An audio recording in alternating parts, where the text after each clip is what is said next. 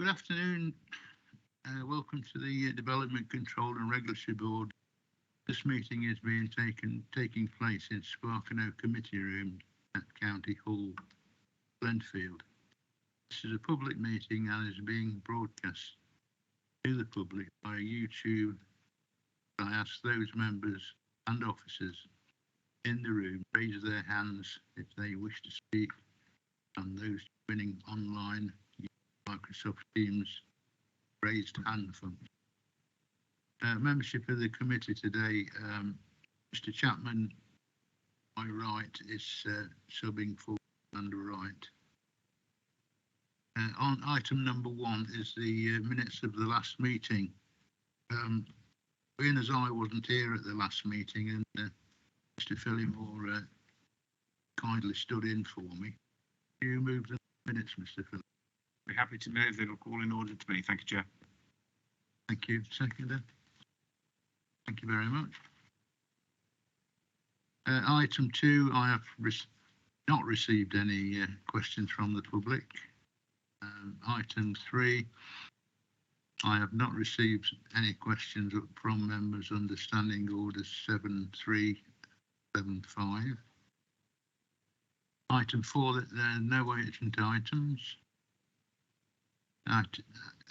Item 5 is noted that all members who are also members of Parish, Town, District and Liaison Committee will have a personal interest in those applications which relate to areas covered by those authorities. Are there any further declarations at this time?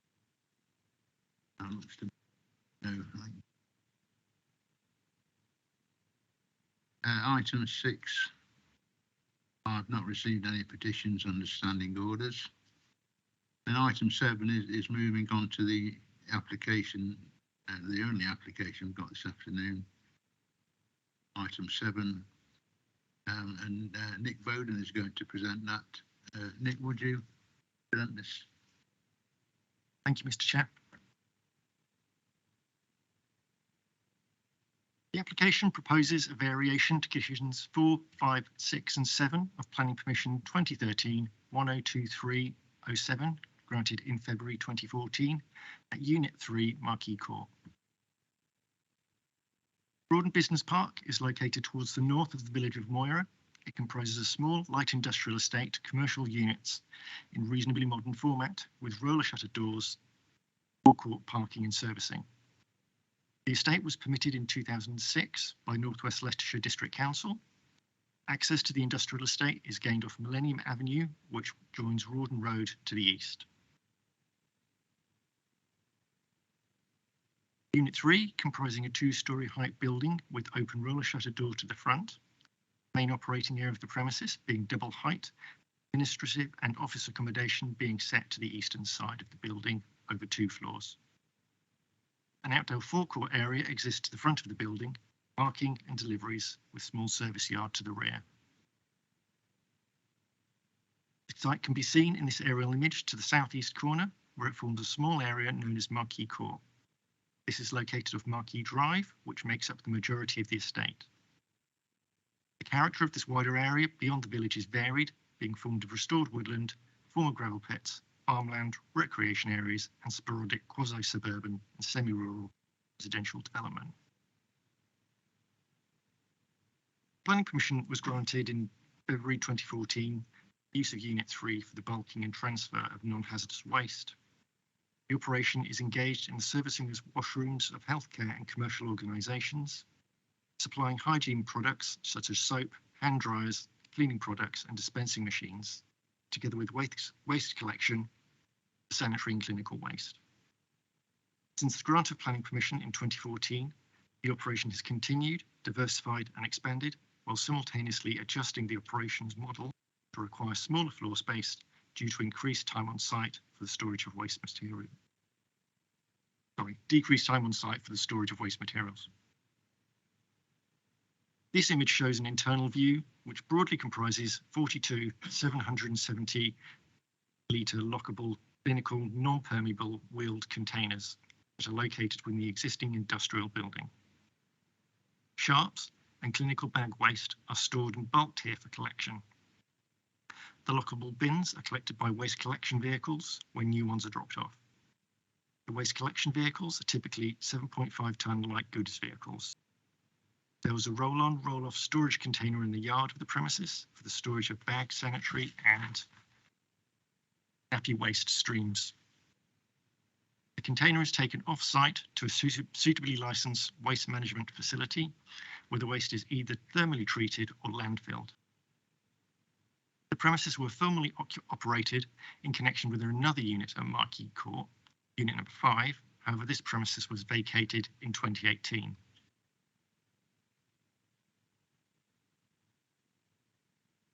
Conditions 4 and 5 relate to the throughput to the site.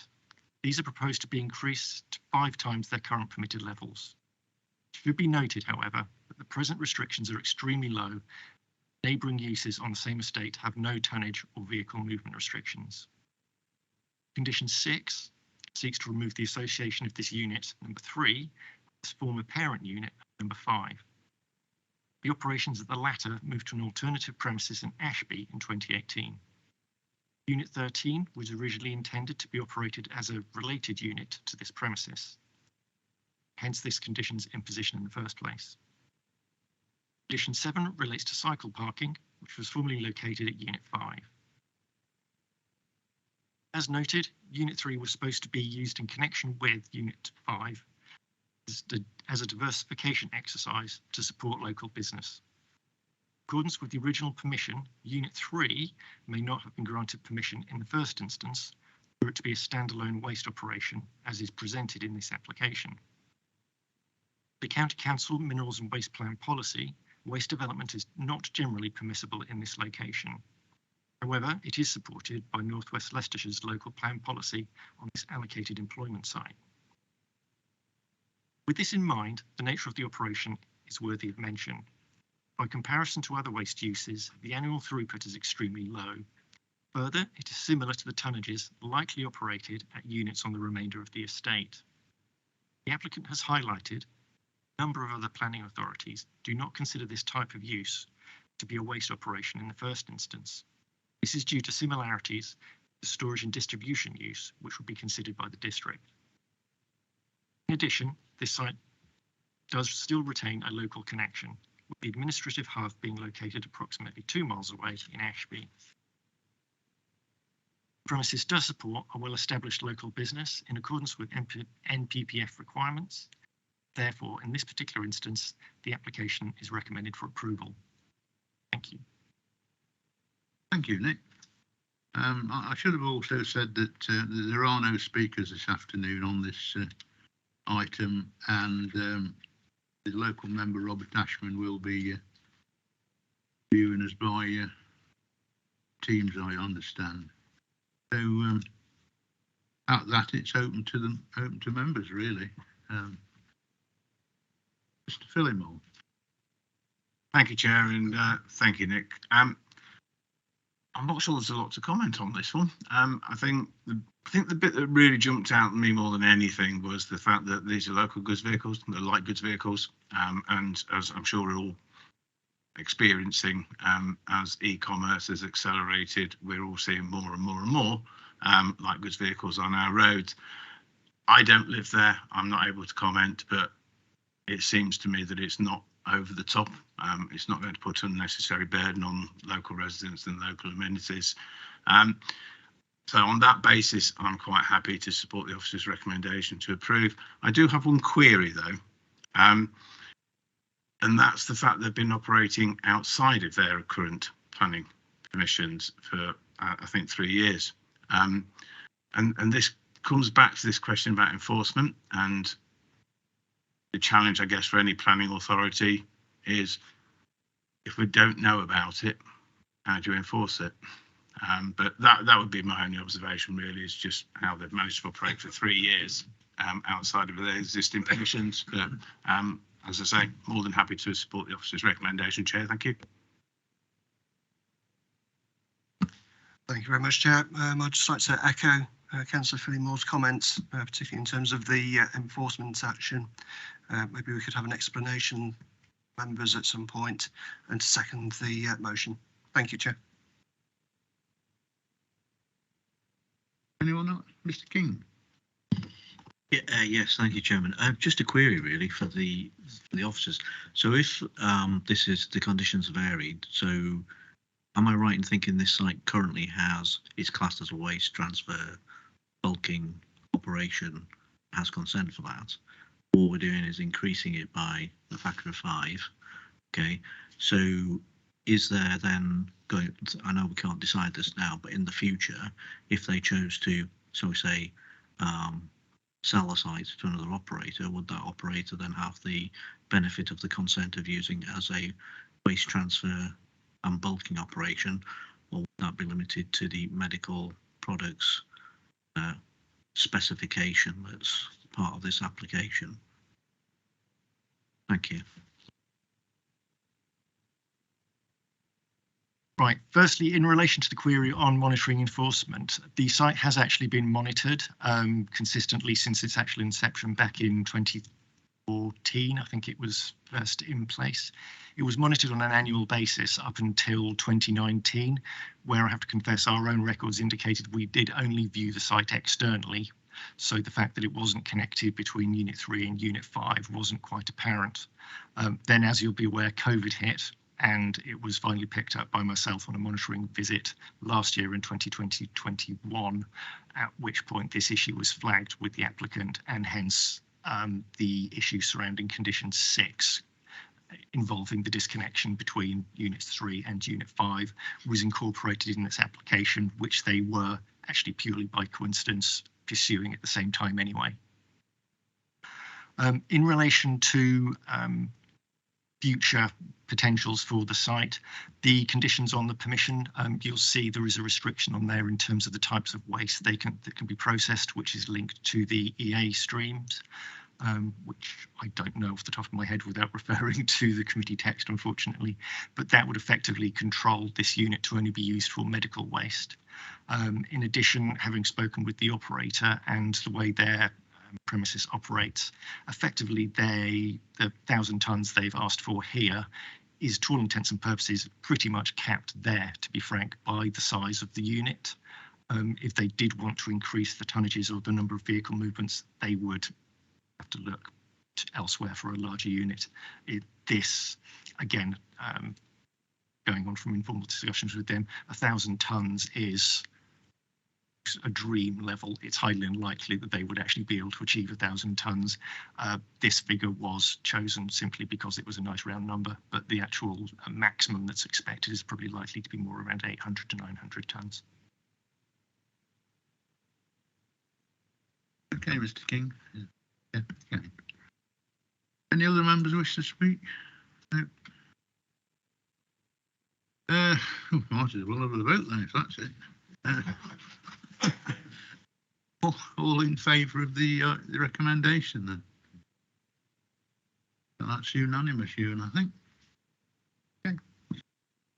Thanks very much. Thanks for that. Moving on then, item number 8 is delegated decisions January to March 22. This is just to receive a note, but if there are any, obviously, any questions from anyone? No. 9, as I said, there's no urgent items, and on item 10, Chairman's announcement, there have been no delegated enforcement notices between January and March 22, and the next meeting will take place on the 16th of June, not as the agreed schedule.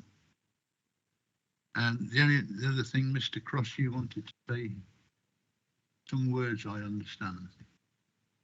Yes, thank you, Chair. I just want to say that on behalf of the Chief Executive and the Director of Administration, that Nick Thomas will be leaving us, and this is his last meeting. He's moving on to pastures new at Wiltshire County Council, and there again the County Council's loss. So just on behalf of the Chief and the Director, to thank Nick very much for his 3.5 years here. He followed Lonick, Botana Vativic, so it was a big step to follow, but he's done extremely well in terms of what he's had to do and deal with. And as a colleague, he's been most helpful with regard to Section 106 agreements in particular, in some difficult negotiations on a range of topics with the districts. And we've really appreciated his invaluable experience that he has brought as a district council head of planning, but also from the private sector knowledge and experience he gained. So from an officer perspective, we wish him well, and I know Mr. Chairman as well would want to add his good thanks as well, and that on behalf of the committee. Chair. Thank you very much, Anthony. That's very much appreciated. And also thank you to members. It's been a privilege supporting this committee over the past 3.5 years. I've worked with quite a few planning committees in my time, and you've been very kind to me, which has always been good. You kept your questions very clear and very professional.